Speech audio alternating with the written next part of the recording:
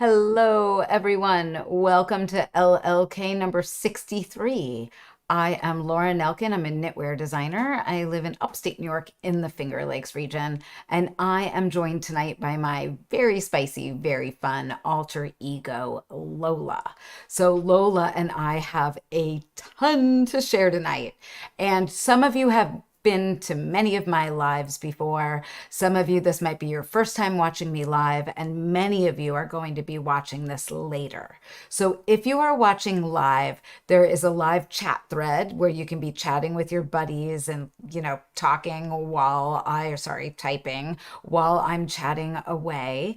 And if you're watching later, you can enable that to watch the chatter while you are watching me. I try very hard to not glance over at the chatter too often because I get distracted very, very easily. So right now, while I am introducing myself and getting going, if you are watching live, please feel free to say where you are coming in from, where you're watching from in the live chat. It's really fun to see where people are from all over. And if you're watching later, you'll get to see where people have been watching from. So win-win. One thing I will say is if you're watching live, as I tell you things, you're going to probably, there's already questions over in the chat thread. I will ask at the end of the live if there are any questions, and then I will look over there and answer them.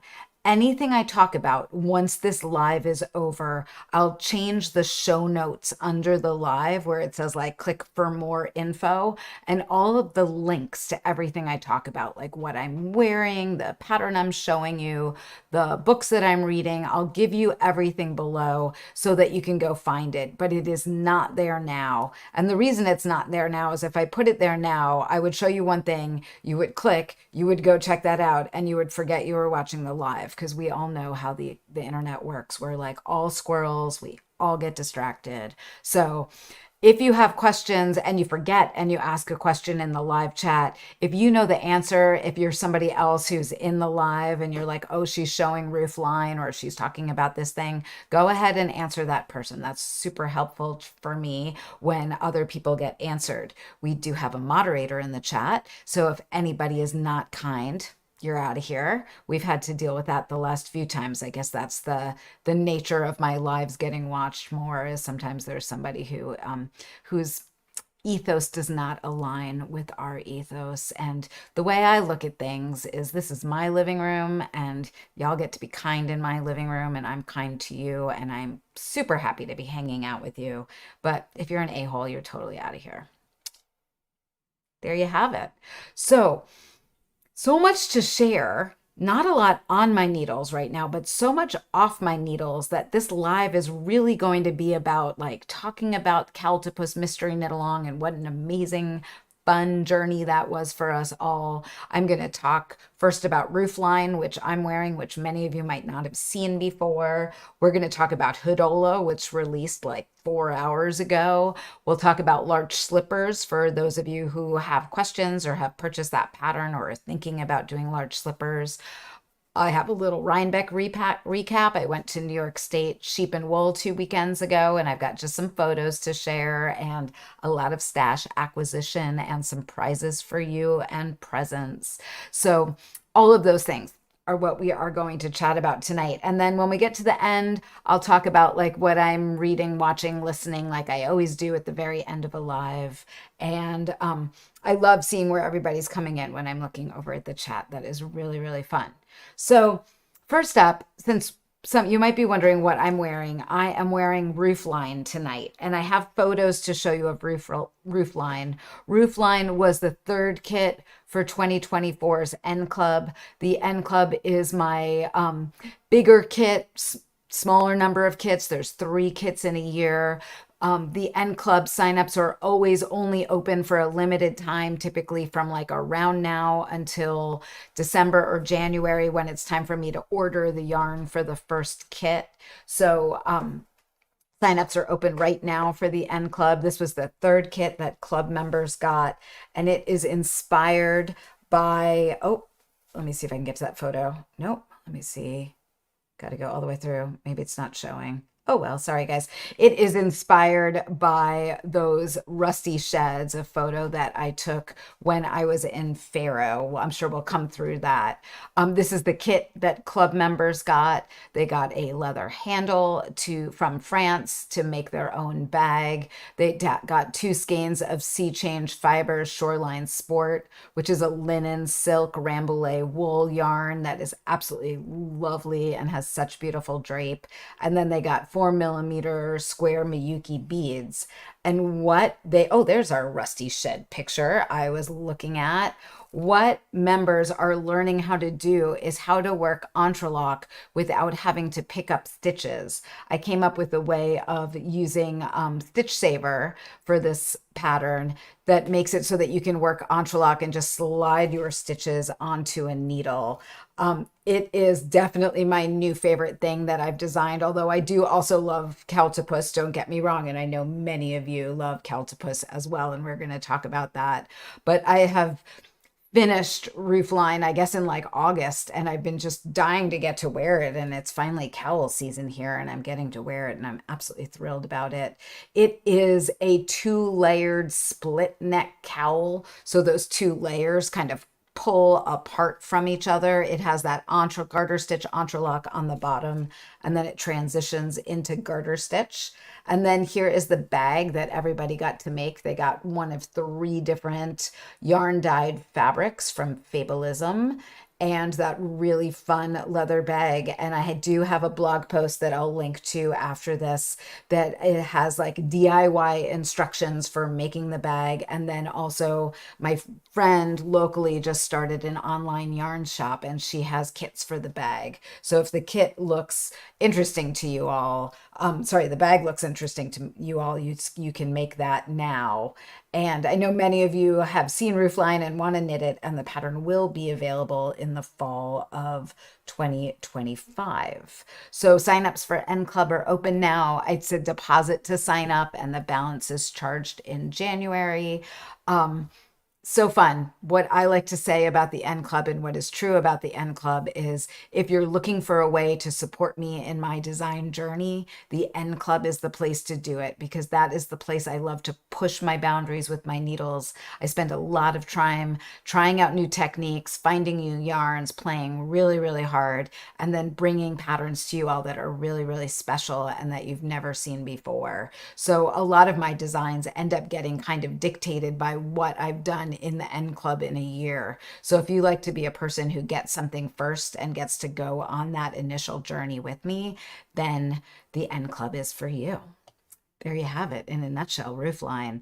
I am so excited to wear this in Spain. I leave for Spain hopefully next Thursday. They had torrential, horrible rains in Spain over the last 2 days, and I know some areas of Spain are dealing with some really big cleanup and some big devastation. Where we are going in Spain is not where that flooding was, but it's adjacent to that. So I think that they're like checking bridges and stuff right now. I think some rail lines are closed while they're checking things, but I really have my eye on what's happening in Spain, and my heart goes out to everybody deeply. I'll try to find out if, depending on what happens and when we make it there, if there's something that we can bring or do, we'll find some way of doing that as a group to help out. So Roofline, and then the next thing let's talk about Cowltopus because oh my gosh, how well did Cowltopus go? I will tell you that every time I do a mystery knit along, I'm a tiny bit worried that I like did something that's like a little too weird and a little bit not what you were looking for. And I didn't teach enough and everybody's going to run out of yarn and everybody's stitches are going to come flying off their needles and it's all going to be my fault and nobody's going to buy a pattern again. That goes through one's brain, but Cowltopus went great. Every time I do a mystery knit along, they end up going really well. Even if Cowltopus didn't end up being something that you would wear, I think a lot of people are knowing that they have someone up north or in a colder climate who will wear it.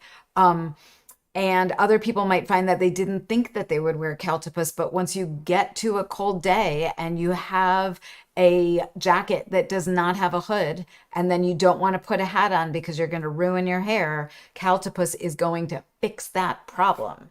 So Cowltopus was my mystery knit along. It started October 3rd, for those of you who haven't heard about Cowltopus before. And Cowltopus turned out to be an octopus mantle. So I had such a good time with this mystery knit along, like every step of the way. Clue one was like started out like a tentacle, right? When you just had like 8 or 9 rows on your needles. You might have thought you were going to be doing 8 of those, I don't know, and have them like hanging off today. Wow, someone wore theirs today, which means it's colder than it was here. Clue two had you working down the hood. Clue three had you joining it into the round. And then clue four had you doing the bottom border. So I got a ton of photos of my Cowltopuses and the Cowltopuses for my test knitters in 4 different colorways. This is the blanket colorway. And this one I knit along with you guys. And it's so fun. I have a gray jacket that's very, very boring. And this is going to be fun times.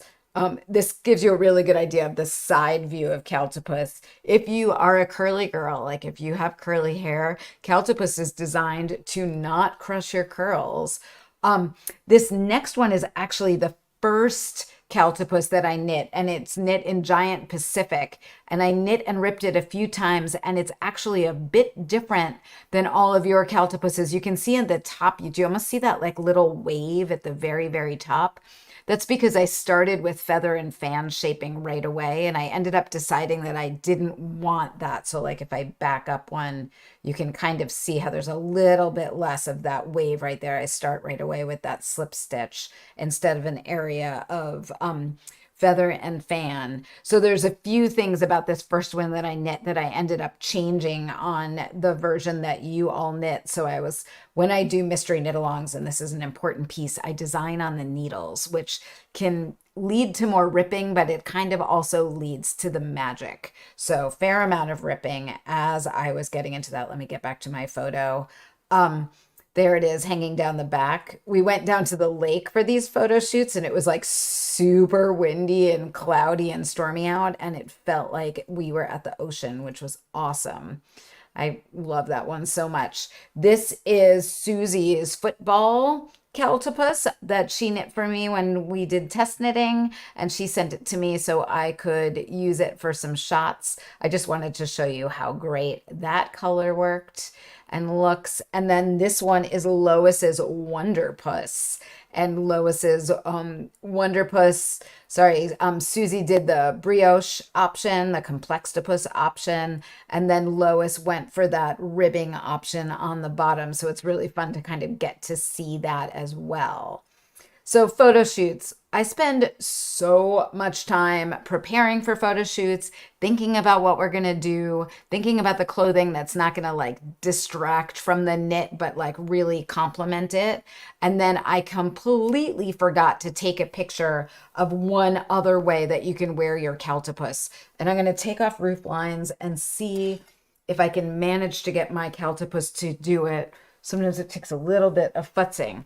So I noticed that some people were saying that they felt like their neck on Cowltopus was really, really long. One thing you could do is have your neck be shorter. But another thing you can do is to put it on, I think I put it on wrong. It actually helps if you kind of fold up the inside before you do this. Silly me.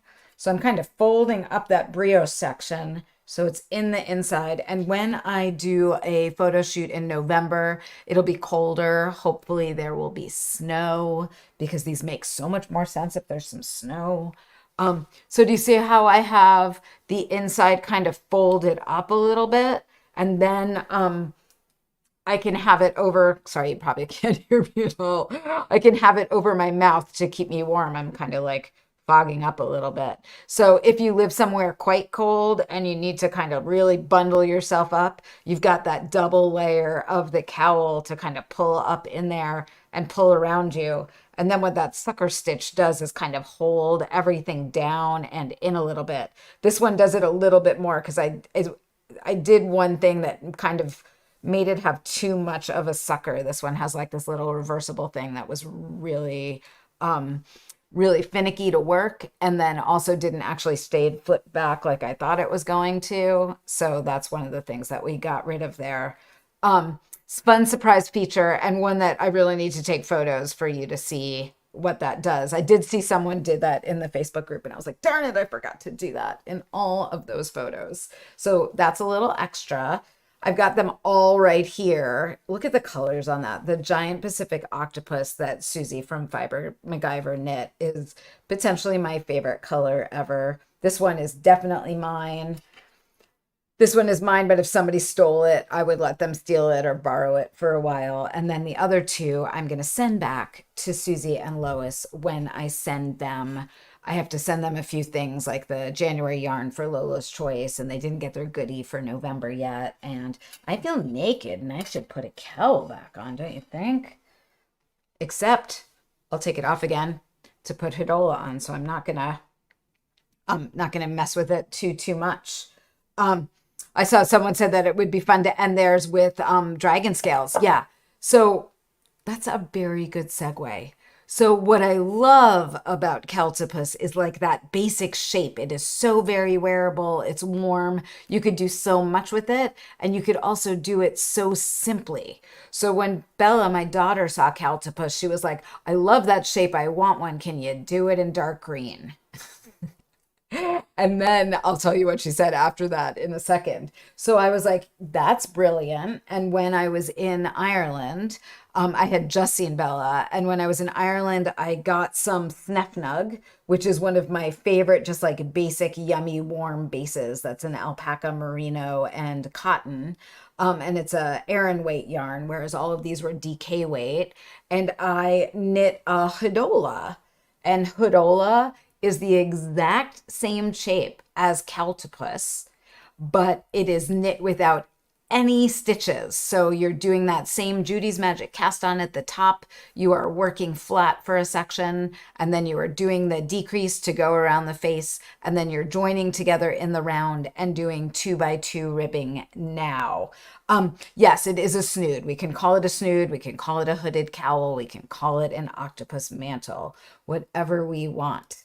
So Hola is this just like the basic blank canvas of Cowltopus. So if you are interested, so I saw Catherine in the chat just said knitting with no stitches. No decorative stitches, Catherine. It's just knits and purls. We're not getting fancy with this one. We're not doing any increases and decreases and garter ridges or any of that. We're just stockinette stitching. So Hola is up on Ravelry right now, and it is free for the next like 36 hours till the end of the day on October 31st. It is my way of saying thank you to you all for trusting me in knitting Cowltopus, and also for enjoying Cowtober with me. So it has been such a fun Cowtober. I've enjoyed it immensely. It's been a fair amount of work, but work I absolutely adore doing. And so Hola is my way of saying thank you to you all with this just really basic shape, which you already know how to do from Cowltopus. Max and I did make a video last night of Judy's Magic cast on because it's so much simpler for Hola, and I kind of learned in doing that first video what would be like an even easier way to teach how to do that Judy's Magic cast on for working flat and not joining into the round. So we did that video, and it is linked on the Ravelry page right now. If you go to Ravelry right now and you just search Hola, it will come right up. I don't quite have it on my front page of my website yet. That's on the very long list of digital things to do.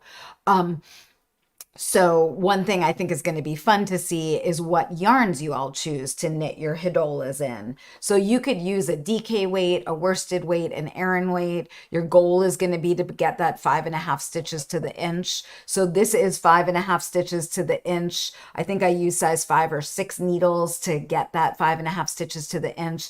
And this fabric is much like denser and warmer than the Cowltopus fabric because I'm knitting with a heavier yarn.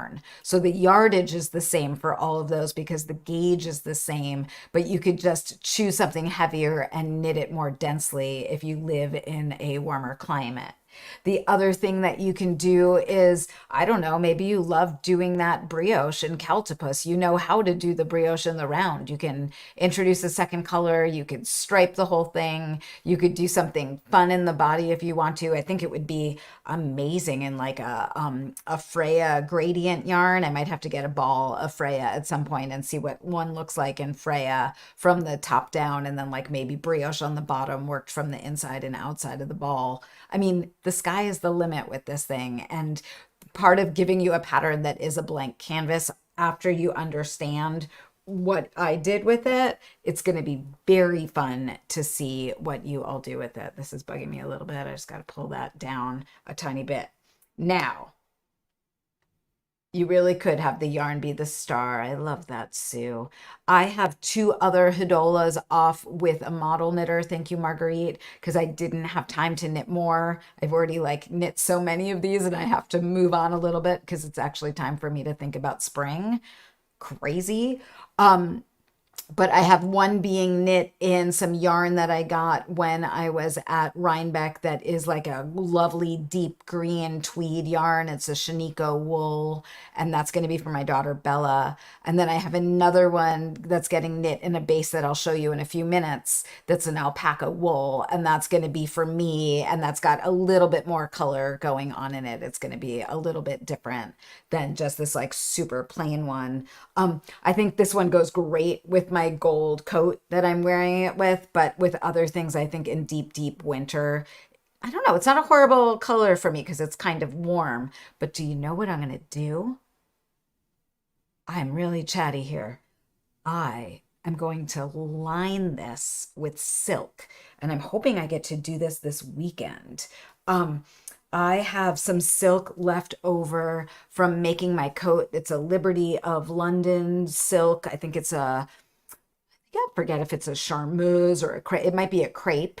And I have enough pieces of it that I think are going to be big enough that I'm going to cut a lining and I'm going to hand sew the lining to the inside of this because my hair gets really frizzy in the winter. And if I have that silk lining on the inside of it, it's going to like totally make that frizz factor go away. So Bella's already requested that on the inside of her green cowl. I might not do it on my wool alpaca one, but as I figure out how to do that lining, I'll definitely kind of share some techniques that I learn along the way. But you could be knitting them.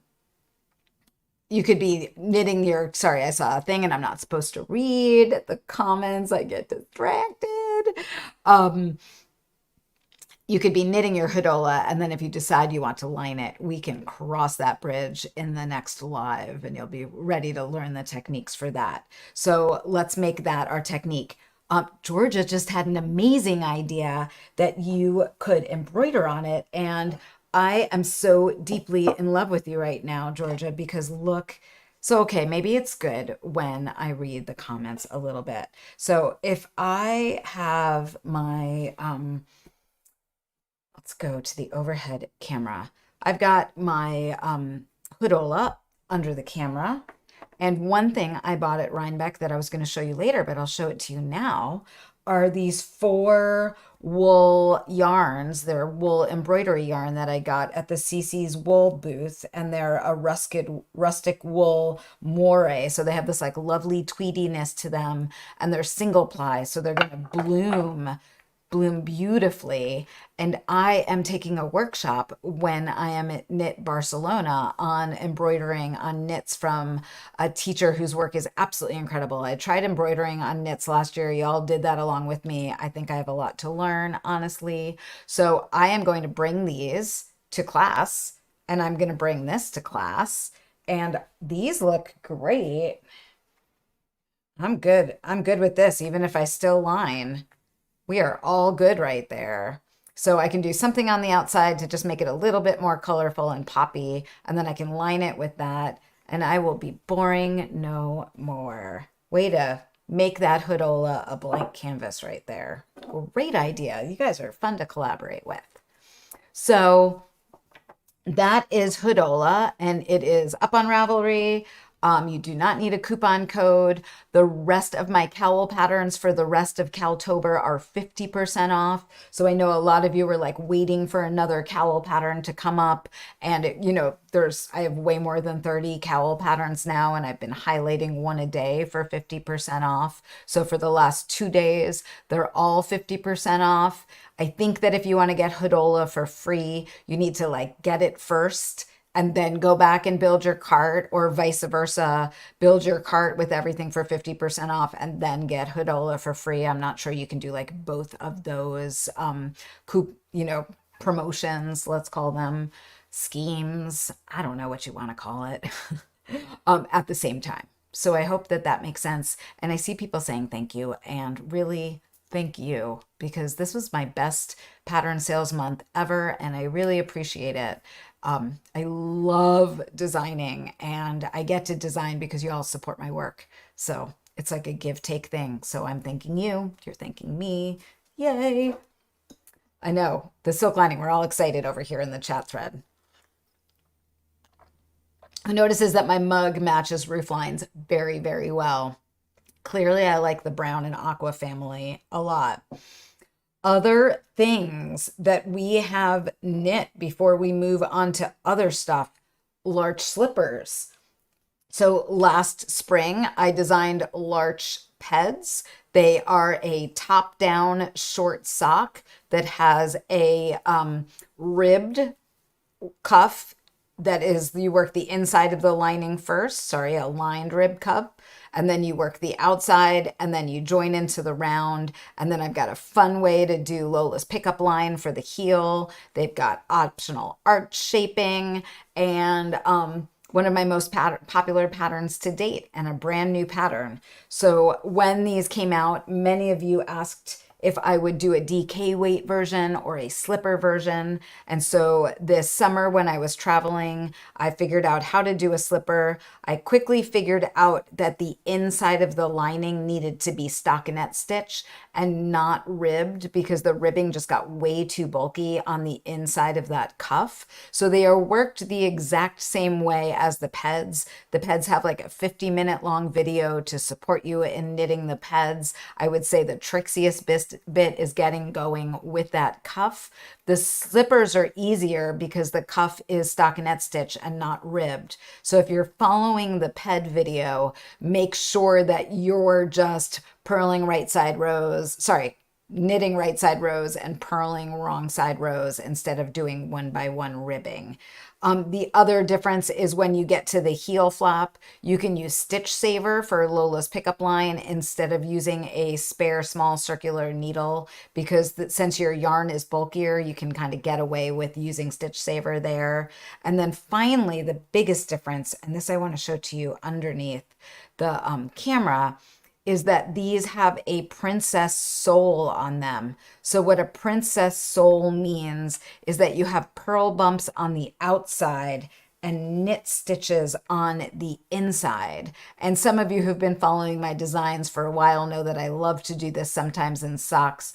So particularly when you're using a yarn that is a heavier weight and woolly, I feel like I really feel those purl bumps on the inside of my sock. So if you switch it and have the knit to the inside and the purl on the outside, the bottom of your foot, which is sensitive if you're a princess like me, is protected, and it's just a little bit more comfortable. So if I put these down next to each other, you can kind of see the difference, that this is knit right here, and then that is purled right there. Here, let me kind of go like that so you can see that a little bit more clearly. They both have the arch shaping in them. That arch shaping is optional. I find with the slipper, it really helps keep the slipper on to have that little bit of arch shaping right there. And these are warm. I've been wearing them around the house with just some long socks on some cold days that we're having. They're going to be my travel socks, so I think that they'll come in my bag with me to Spain, so I have something to wear in the hotel room, or like if we go and have a pajama knitting party in the lobby.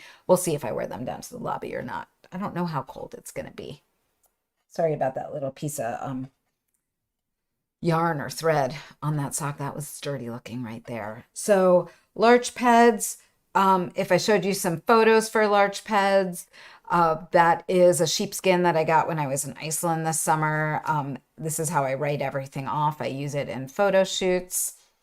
Let's see if the IRS is watching or not.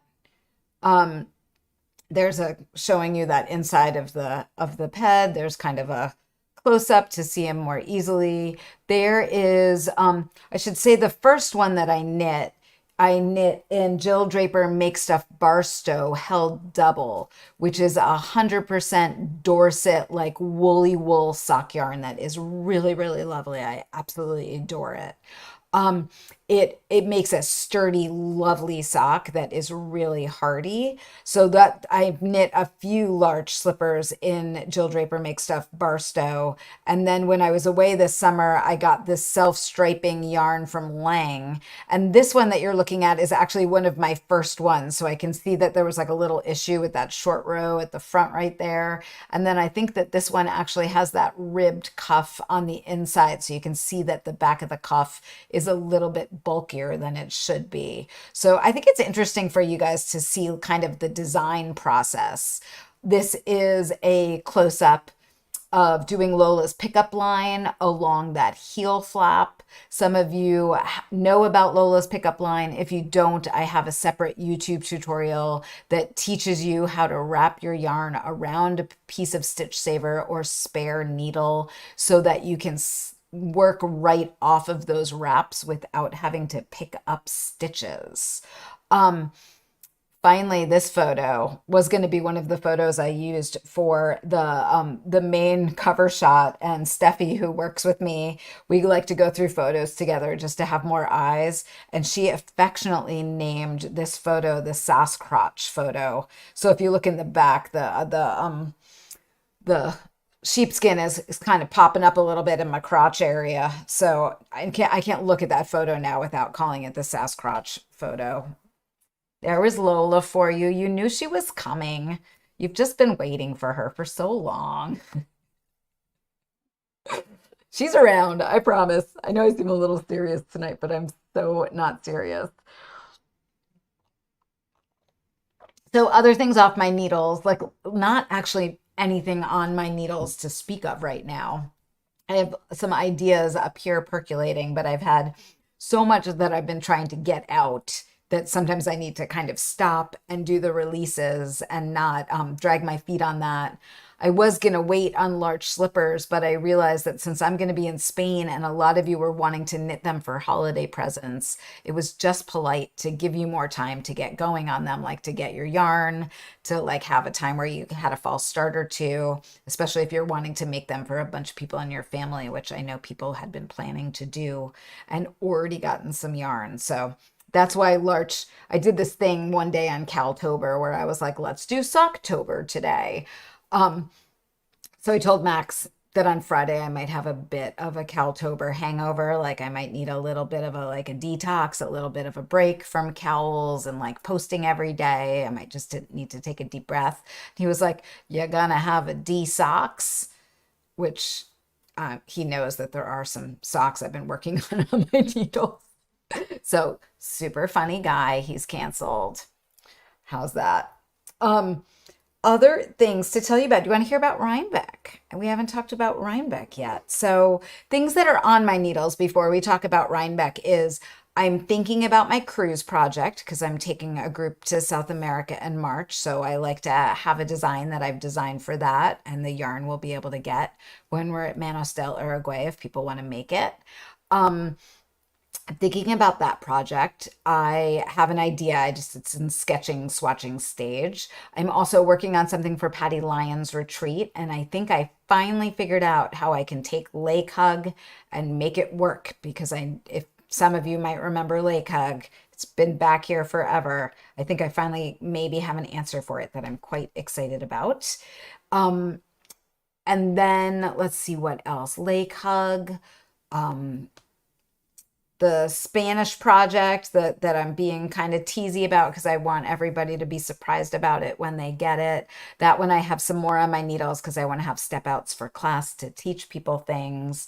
And then, duh, Lola's Choice. The November kit is shipping first thing Friday morning. So Friday is November 1st. It is officially not Cowltober anymore. We have the last 100 packages to pack up in the studio tomorrow. We're going to slap labels on everything. So if you're in Lola's Choice and you're signed up like with USPS for labels, you'll see that your label is printed tomorrow. I will send your emails after the postal service gets everything on Friday. I'll send an email out to everybody with tracking, and that pattern will post on Monday. I think there's only like 20 spots left in November's Lola's Choice. So if you've been kind of hemming or hawing and being my smaller knitted kit club, very fun. It's a gift knit this time. I teach one little technique. It is a project you'll be able to get done pretty quickly, and there's enough in there to make two. What else could I tell you about it? Oh, it's also another really good blank kind of blank canvas, blank slate kind of pattern. Whenever I say blank slate, I think about Taylor Swift, and then I'm like off and singing to myself in the shower. So it's another pattern that's like that. So I'm going to cast one on when I'm in Spain. I'm not sure if I'm going to wait and buy yarn there or just go stash diving and find the right yarn, because it's a really good travel knit. It's a really good pick up and put down and just be able to like knit as I'm walking around and chatting with people. So that's going to be one of my Spain designs that I can like really get the thing done while we were there. So that's everything on my needles and January's Lola's Choice and other ideas. And then what I'm about to tell you about from the yarn that I bought at Reinbeck. So let's talk about Reinbeck. Some of you have been to New York State Sheep and Wool before. Probably most of you have heard about it. It's been going on for, I don't know, 30, 40 years. It is one of the largest fiber festivals in the world. It happens in Rhinebeck, New York, which I always believe that Rhinebeck is three and a half hours from my house. It is always 4.5 hours from my house every time, because there's like the Catskill mountain range in the way. And I stay with my friend Julie Beth, and my friend Andrea comes from Texas.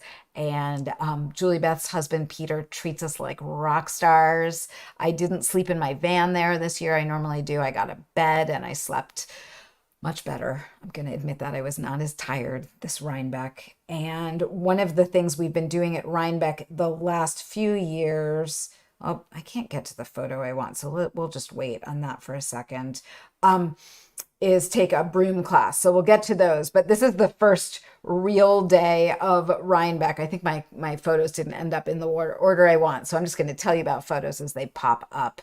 This is the photo that Pete likes to take of me and Andrea on what he likes to call our first day of Rhinebeck photo, and we're all dressed up and ready to go, and it's exactly where they take pictures of the kids when they would have their first day of school, so it's pretty funny. And then that other photo, the first t-shirt I saw when I got into Rhinebeck was this guy whose wife made him this t-shirt, and I took a picture and sent it to Max and was like, I'm at Rhinebeck. Rhinebeck is on. So funny. And then he was like, so glad I didn't come, so you're not going to trade me for yarn.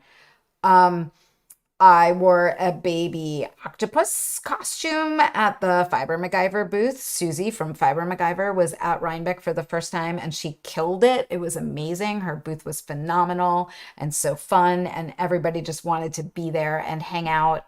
And she brought baby octopus for me to wear. And I love that photo of me on the right. I'm talking with a friend, and I'm like telling her something really serious. And the fact that I can be serious in a baby octopus costume is amazing, honestly. Oh, blank space, not sorry. Another thing that I did, you got me, Ingrid. Another thing that I did at Rhinebeck was take a broom making class. So for the last few years, we've been going early and taking a class on Thursday. I took a class with Bev Larson, and she was absolutely amazing. I've always wanted to try making brooms, and it's easier than making baskets. So the last few years I've taken basket making classes and had a great time, and my hands have hurt horribly afterwards. Broom making was a little bit easier on my hands, and I really enjoyed doing it. It was really fun, and we've actually been using all of the brooms that I made, which is amazing to me. So we got to make three brooms in the class. We made a cobweb broom, which is like this really, it's got a really long handle and it's kind of got this like long broom corn on it. And I didn't think it was the most aesthetically pleasing broom I'd ever seen in my life, but it's designed for getting up into really, really high spots. And we have one spot in one of our stairwells that can never get dusted. Like I can never get the ladybugs because we don't have anything that telescopes. And the my broom I made can do it. So it is functional and clearly a keeper. And then I made kind of this smaller broom that's more like a hearth broom. And then this teeny, teeny, tiny broom, which I take to photo shoots now because it cleans off my rock for me so well. It's absolutely perfect. So that little teeny, teeny, tiny one, me and Andrea are holding ours up, and that middle size one is right there in the middle. Um, on, I guess, Friday night, we went for a hike during the day that was really sweet. And then in the evening, we went to Woolen Affair, which is an event put on by Brooklyn General. And it was at this like cider house farm place. And it was really fabulous. I had a great time there. And this is just like how magical it was as night came down and there was live music. Little Fox Yarn was singing. It was great. It was so fun. There were sheep at Rhinebeck, obviously, always, and cashmere goats. So cute. Wanted to kiss them all. There was a lot of humanity at Rhinebeck. So that piece of the puzzle got overwhelming at moments because so many people. And we planned better this year in that we ate a big breakfast and then we brought snacks with us and then we were starving at the end and it was time to leave and go like shove food in our mouths. And I didn't spend a lot of time like waiting online for food or anything like that. Ran into good friends. It was like shockingly sunny at Rhinebeck. And so we were all very hot in our sweaters, but wore them anyway. And everybody had sunglasses on. So if you look closely, I forget the name of the person to the left of me, but to the right of me is Bristol, Ivy, and Thea Coleman. And that's Glenna on the end. Hi, Glenna. Um, and then Andrea and Susie all wore their low launches at the meetup. So fun for me when people kind of all plan to wear the same thing together. And Susie got their yarn to make their low launches when we were on the cruise last summer. And I helped them choose their yarn and then they knit them and wore them to Rhinebeck, which is so sweet. And I love this close up of that. Of that stitch right there, of the low launches stitch on the yoke. It's so delicate and pretty. Here are lots of other friends that I got to see. I got to see Erin over there in her um, what did we call that? A palcho, and then Jean in her palcho, and I'm wearing my palcho that day. That was the cowl mystery knit along from last year turned into a poncho. And there is Sia and I at Woolena Fair, and we were both knitting on our Cowltopuses. So that was really fun. And then over on the left is the back of Sharon wearing her artichoke French in this like lovely tweedy yarn. And Maria knit this magmatic boom when she was in Ireland with me and she had it finished and wore it. And I was honored. I think it was like the perfect weight to wear with the t-shirt. And there's me and Andrea and Mary Beth just being goofballs with leaves. And over on the right is my buddy Jill Draper, who had a party in Kingston on Sunday with all of her yarn. And I got an armful, as you can see in my arms.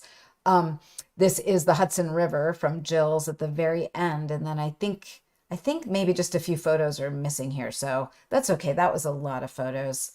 I don't know what happened to other ones. Maybe they were in there somewhere. Sharon says she loves her artichoke French. I loved it too, Sharon. That was my color. You know, I would wear that color in a heartbeat. So Rhinebeck, so fun. Okay, the funniest thing was that I went to Rhinebeck and I said, I don't need any yarn. I am not going to buy any yarn at Rhinebeck. I got some hand lotion. I knew I would get some hand lotion. I was like, maybe I'll get a mug from Jenny the Potter. Maybe I'll see some fun stitch markers, but I'm not buying yarn. And I ended up buying more yarn than I've ever bought before, which is extra funny. So funny. So some of the yarn I bought is already off being knit by Marguerite. So that is great. Thank you, Marguerite. I really appreciate your needles being an extension of my needles when we need to get stuff done. Um, Other yarn that I bought, and I'm going to hold them up and then I'll go to the overhead camera to show you it in detail. From my buddy Fiber MacGyver. This was a base of hers I'd never seen before. It is an alpaca merino, and I think that this would make a really beautiful, fun hodola that's kind of a two-color hodola. And this yarn, this is a very big prize. Are you guys ready for this prize?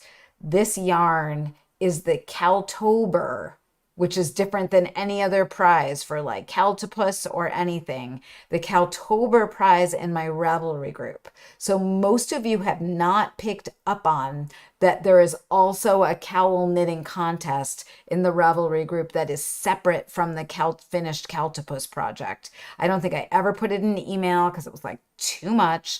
But in that, I said I was buying y'all something at Reinbeck and to post your finished cowls that were tagged with Cowltober 24, and one of you would win. I think there's only like 16 or 15 entries in there. So if you finished a cowl in October, you have till the end of the day tomorrow to post cowls in that thread as well. And this is a yummy worsted weight. You can see that it's got this really nice dense twist to it, which helps keep that alpaca from kind of stretching out too much, right? It gives it like kind of that structure with the merino. It's going to make a really, really, really nice hodola. This color is called Eclipse. It's been the year of the eclipse, and this color is Midnight. And I just love them so much together that I bought them. And so one of you is going to win them. So I end up with less yarn, which is good, actually. Next up, it's really yummy, and I'm so psyched that I'm going to have a hood in it.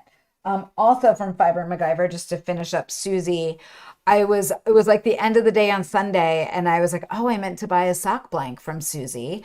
I love her sock blanks. And then Andrea and I looked up and we saw ones that were the colors of Knit for Food, like exactly that turquoisey color and that orange color. So I'm going to do something with this, whether it ends up being like the yoke of a sweater or something. I'm not quite sure what it's going to be, but I loved it and I bought it. So it's mine. Maybe it would actually be a great like little shawly thing because I end up wearing a t-shirt when I do the Knit for Food Zooms, and it's good to have like a little thing. It is a Knit for Food color. Also purchased. Those are all Jill. Oh, this I'm excited about. I bought a washing bag from Eco Wash, and these are from the company that does soak.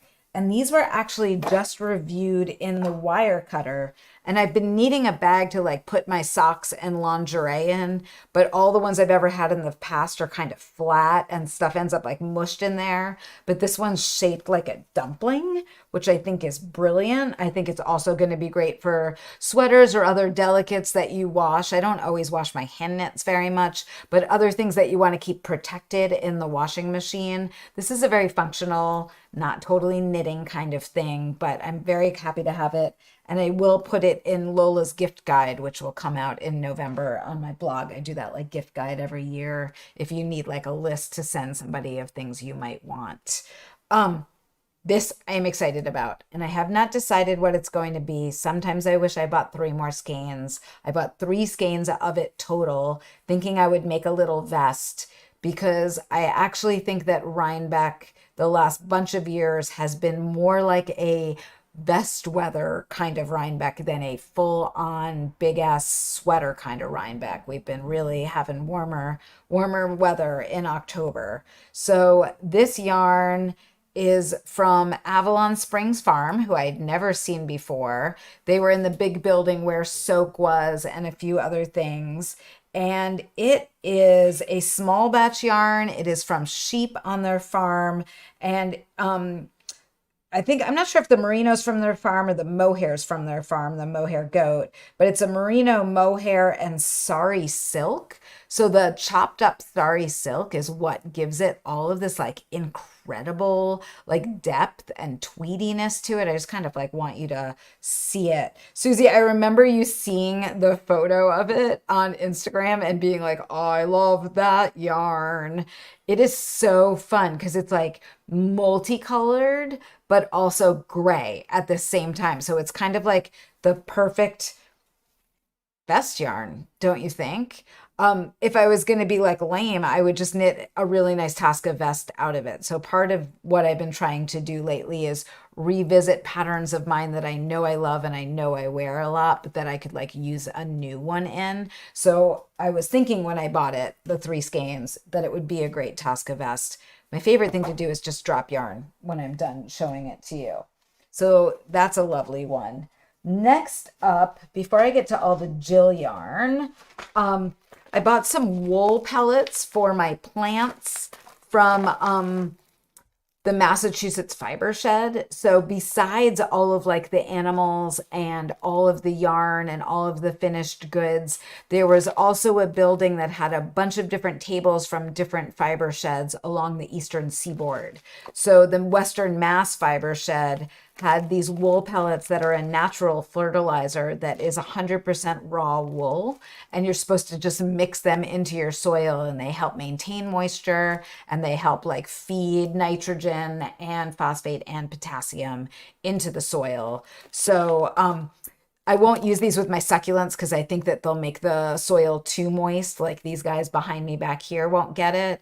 But I have a lemon tree that Bella got me that is, I need to keep it really moist, and a banana tree. And I might actually just, with my banana, use it on the top of the banana. And I'm going to go light it first on the top because I'm not sure if my cats are going to be very, very interested in it.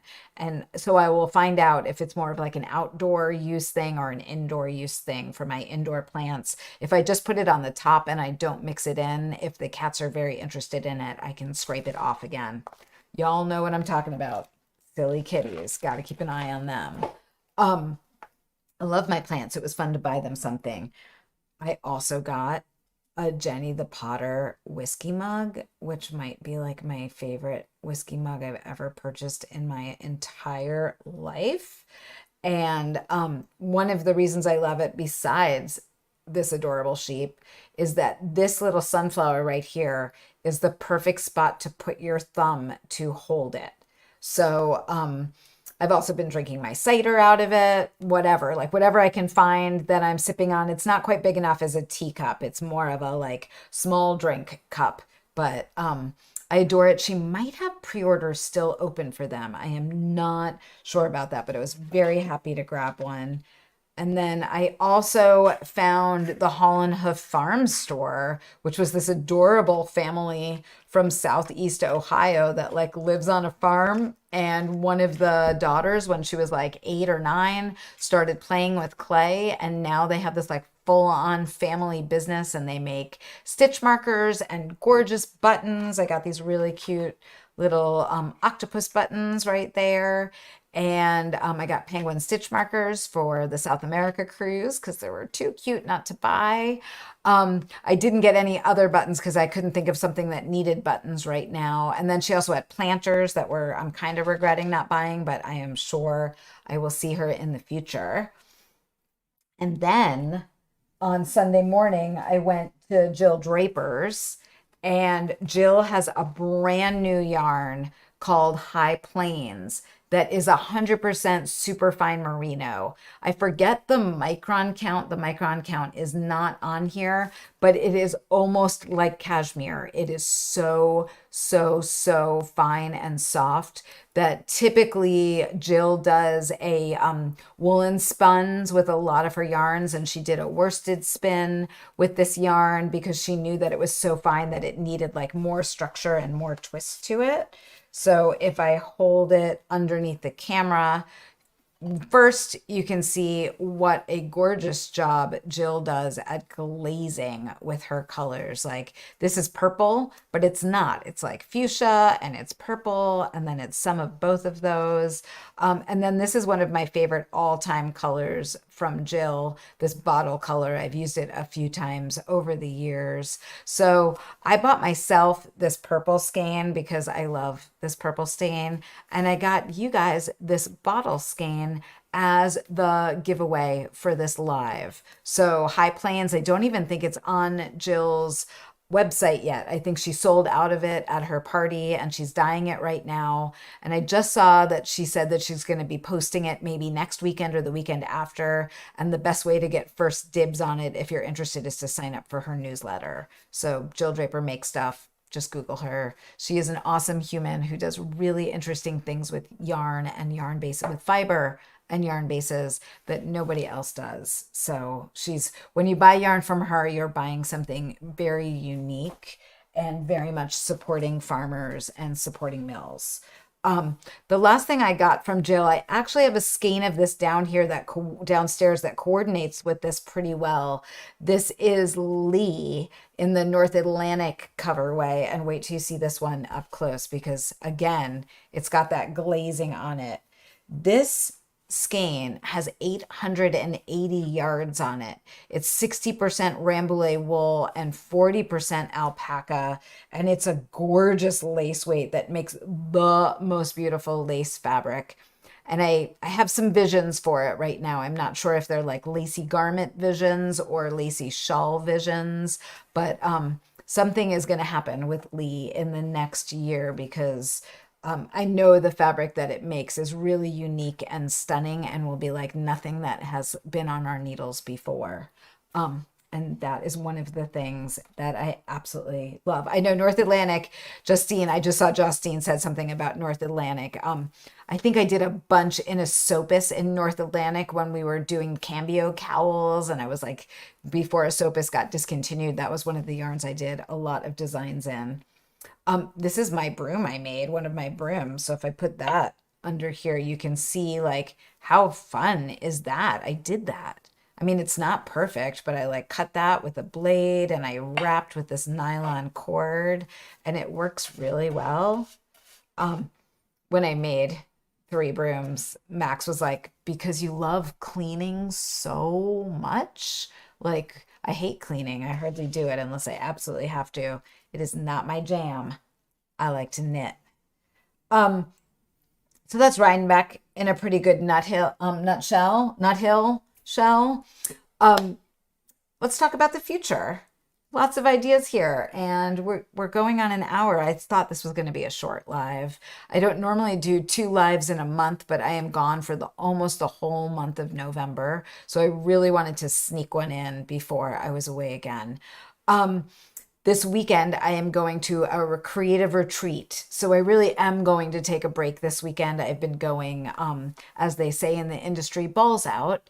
And I'm going to slow it down a tiny bit for the weekend. So I'll make sure in the Facebook group and in Ravelry and that everybody knows I'm taking a break and that if they email me or need something, it's going to take me a little bit to get back to them. But I'm going to a retreat that's just like 45 minutes away. I go to it once or twice a year. It's called Flare. And I am going to make a flower wreath on Friday. I've made flower wreaths a few times with Plenty of Posies, which is like a local dried flower farm. But this year, I'm finally going to make a flower window frame.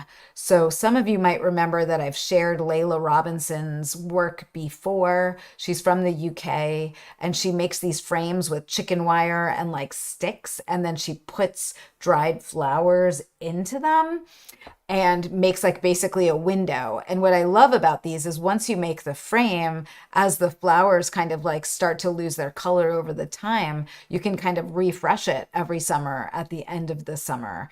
So I actually have all of my wood cut. I went and found sticks the other day when it was nice out, and I've got my chicken wire cut. I found it underneath the shed. I knew we had a roll of 24-inch chicken wire, and I just need to lash everything together.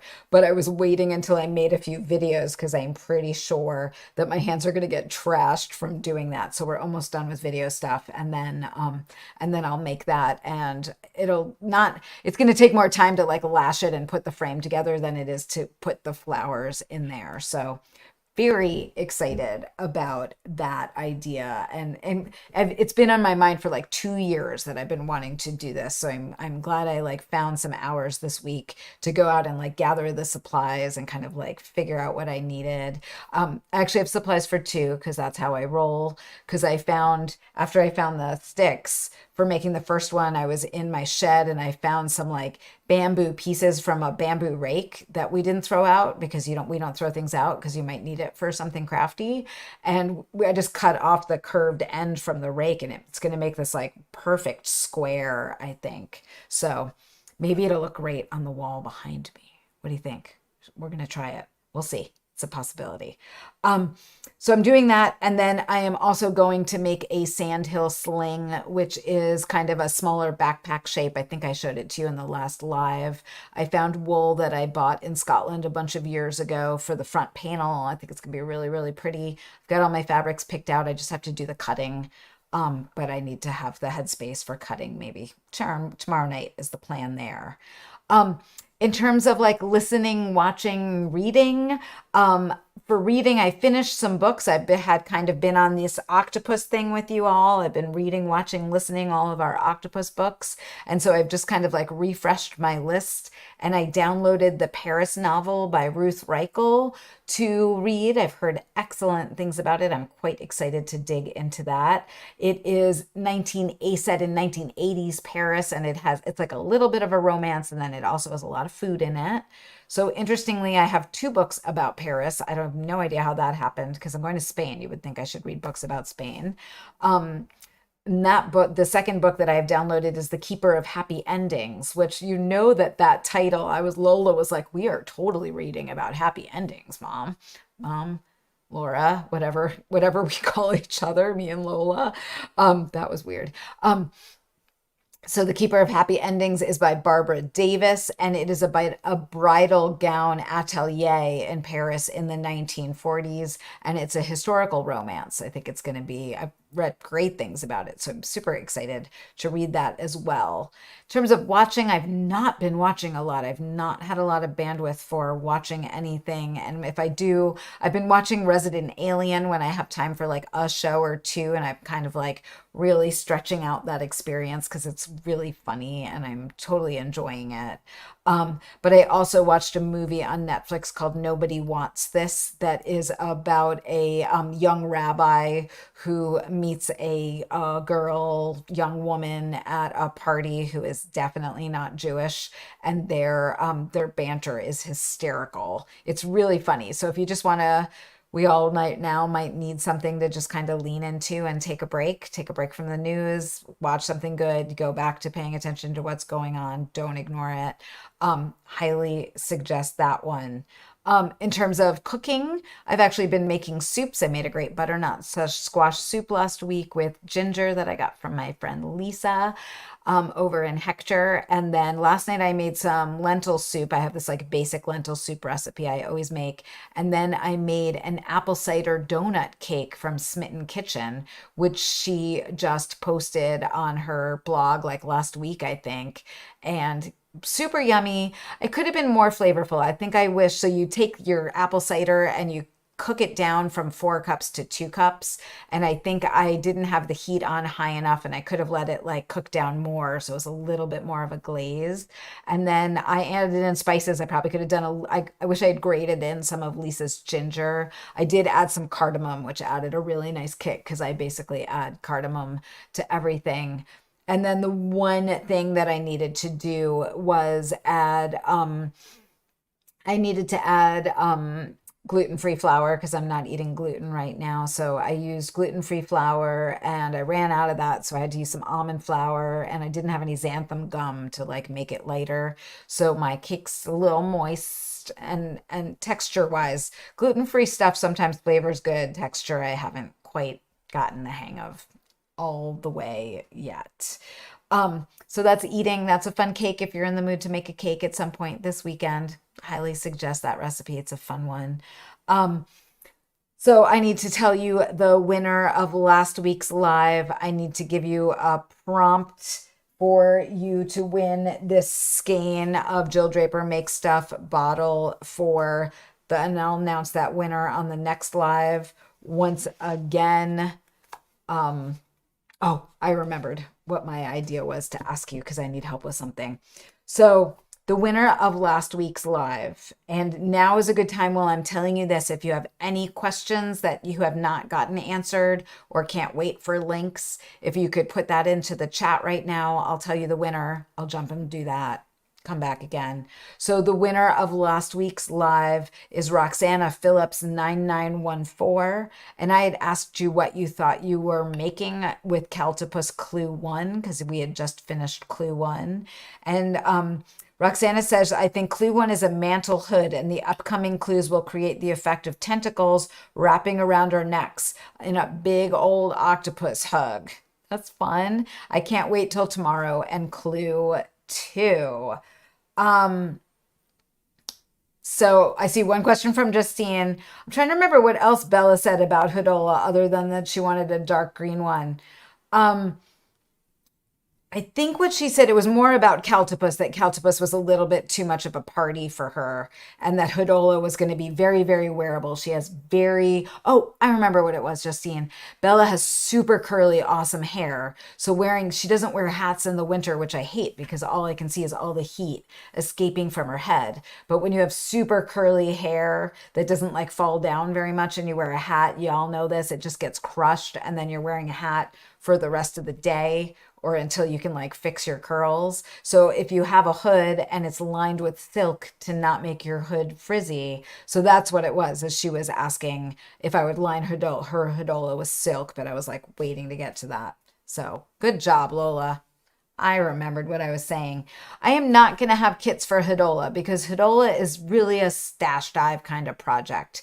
That's go to your LYS, find 360 yards of DK worsted weight or Aran weight yarn, depending on like where you live and what you're looking for, how heavy you want it to be. You could just get 2 skeins of DK weight superwash from like Fiber MacGyver or Emma's Yarn or Leading Men Fiber Arts, or you could get a DK Kingston from Jill. Whatever you want. If you know you're sensitive around your neck, choose a yarn that's going to feel yummy around your neck. If you're not as sensitive, you could choose something that's like a little bit toothier. You could use an Irish, like one of the wools that's made in Donegal. I know that Kelborn Woolens has a lovely that's like a cashmere merino blend with noops in it. I'm just spacing on the name right now. It's the big sister of Cricket. Maybe somebody's going to remember and put that in the chat thread. So many options out there. And then go to your local fabric store if you end up wanting to line it, and you'll need less than a yard. You probably need a half yard of 45-inch wide fabric to do the lining of the hood. But if you've finished your hodola, you can bring it with you and just lay it down on the fabric and you'll know how much to buy. Not hard at all. Sure. Donna said it took her a while to get into the Paris novel, but she really enjoyed it. Oh, nice. Good to hear. Fun food. I get hungry when I read books like that at night, I got to say. So I am about to say goodnight to you. Roxana is winning this yarn right here, the Sienach yarns I brought back from Ireland. If you want a chance to win a skein of Jill Draper Makes Stuff High Plains in bottle, in the comments as soon as this live is over, could you tell me what you think the theme of the next mystery knit along should be? 2 years ago we did owls. This year we did octopuses, octopods, octopi. What do we think we're doing? for next year. I would love some ideas. The sky is the limit. It does not have to be an animal. It could be a place. It could be a, I don't even know. It could be a state of mind. Just make me laugh or get me inspired. Like just move me in the direction I'm looking for, because it's time to start percolating in the shower about that one. So don't leave that idea here. Leave it in the comments below. I look forward to your ideas. And the next live will be December 11th, which is a while from now, at 7:30 p.m. ET. If you have not voted, please make sure that you vote and your voice is heard. This election is very, very important, and it's very important that all of us make sure that we take the time to make sure that we vote and we are heard. I thank you so much for doing that, and I thank you so much for your support, and happy knitting.